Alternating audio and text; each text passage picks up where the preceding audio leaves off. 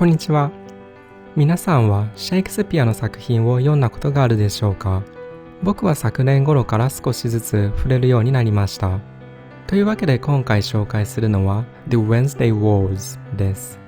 Twitter のフォロワーさんに教えていただいた児童書で、シェイクスピアが物語のテーマとなっている面白い作品です。シェイクスピアの作品に自分も触れてみたいと思わせてくれる、そんな素敵な本でした。著者はゲリー・シュミッドさんです。児童書を多く執筆している作家さんです。本書は主人公を別の登場人物に置き換え、シリーズ化もされているようです。彼の著作は本作も含めほとんどが翻訳されていません。彼の作品が日本に紹介される日は来るのか今後に注目です。物語は1967年、ニューヨークに位置する島ロングアイランドが舞台です。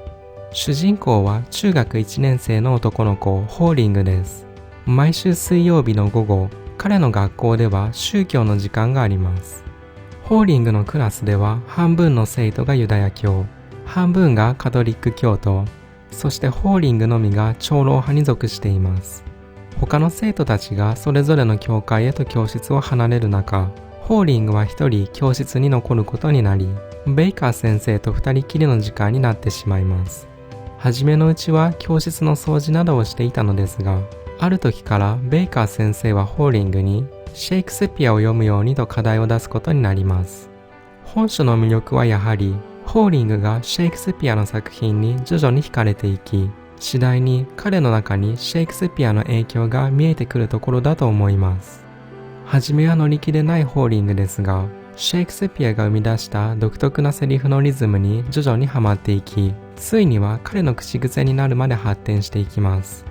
現代では子供たちが CM やアニメの主題歌を口ずさむかのように、意味はわからなくてもなぜか口に出したくなる、こんな魅力もあるのだと本書は伝えてくれます。それに加えもちろん、シェイクスピアが描く様々な登場人物や話の筋書きに対する子供らしい意見もホーリングは持っています。ただ、ここまで書くと本書はシェイクスピアが中心な物語のようですが、実はそうではありません。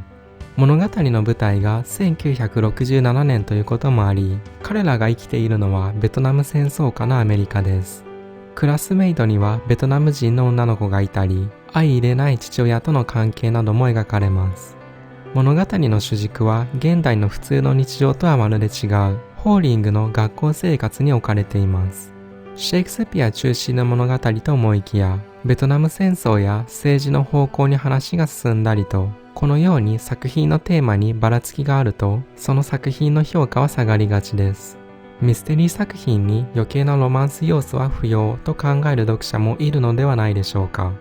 ただし本書ではそのバランスはギリギリ保たれているというのが僕の感想です。まずはじめにホーリングは The Merchant of Venice を読むことになり、シェイクスピアに興味を持ち始めます。次に読む The Tempest では、シェイクスピアが与える不思議な英語の力に完全に魅了されています。一冊読了するのにつれて、ホーリングは次の作品に進むのですが、シェイクスピアの作品が彼の学校生活に様々なヒントや気づきを与えてくれるような構成になっています。もちろん正解がそのまま戯曲に見つかるわけではなく、シェイクスピアの作品に疑問を持つことも少なくありません。テーマに一貫性がなく、ホーリングの学校生活を描いているだけの作品のようにも見えますが、いつもそこにはシェイクスピアという存在があります。シェイクスピアについての予備知識は必要ありません。ホーリングの様子を見ていればきっと、皆さんもシェイクスピアを読んでみたいという気持ちが芽生えてくると思います。というわけで今回は The Wednesday Wars の紹介でした。それではまた次の動画で。